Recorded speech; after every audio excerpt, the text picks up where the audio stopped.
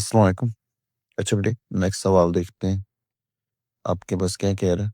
आपने फाइंड करना है voltage across the axis tube through which an electron must be accelerate in order to generate the continuous acceleration of exactly 0.1 nanometre. यानी कि वो आपके पास कहना क्या चाह रहा है कि आपने वो पोटेंशियल बताना है जिससे आप एक इलेक्ट्रॉन को एक्सेलरेट करें, वो जाके आपके पास स्ट्राइक करेगा किसी भी मेटल सरफेस से, अपनी एनर्जी सारी ट्रांसफर कर देगा उसको, और उसके नतीजे में जो फोटोन प्रोड्यूस होगा उसकी वेवलेंथ हमारे पास आ जाएगी 0.1 नैनोमीटर।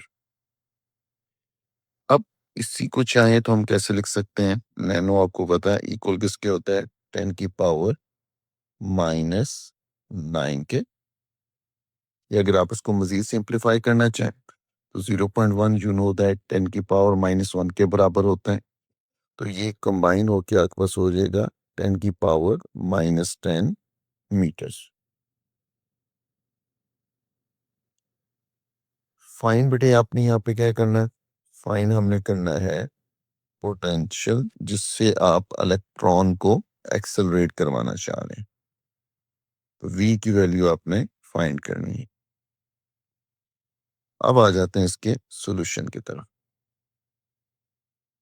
अब अगर हम इसके सॉल्यूशन की बात करें तो इसके लिए हम लोग दो रिलेशन यूज करेंगे।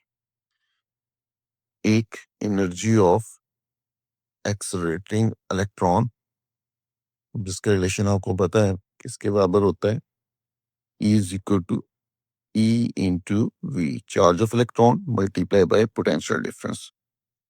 और दूसरा रिलेशन एनर्जी का, एनर्जी ऑफ फोटोन, जो किसके बराबर होती है? एच एफ के।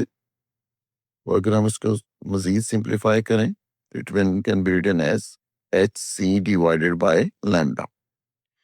अब जैसा कि आपके पास इलेक्ट्रॉन की जो एनर्जी है वो आपके पास साइड साइड ट्रांसफर किस में हो रही है? फोटोन की एनर्जी में। हम इसको ऐसे लिख सकते हैं। अब अगर हम यहाँ पे वैल्यूज को पुट करें बेटे तो आपके पास आ जाएगा e v is equal to h c divided by lambda. आपको वी चाहिए तो इलेक्ट्रॉन इधर मल्टीप्लाई हो रहे हैं, दूसरी साइड पे आके आपके पास डिवाइड हो जाएगा, तो रिलेशन बनेगा h c divided by e lambda के।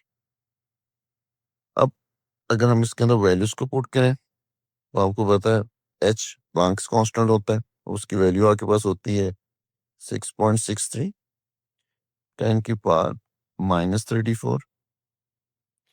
सी आपके पास है स्पीड ऑफ लाइट, इसकी वैल्यू होती है 3 10⁸ और डिवाइड के अंदर आ जाएंगे तो हमारे पास ई इलेक्ट्रॉन पे charge which is equal to 1.6 10⁻⁻19 और वेवलेंथ आपके पास कितनी है? 10⁻⁻10।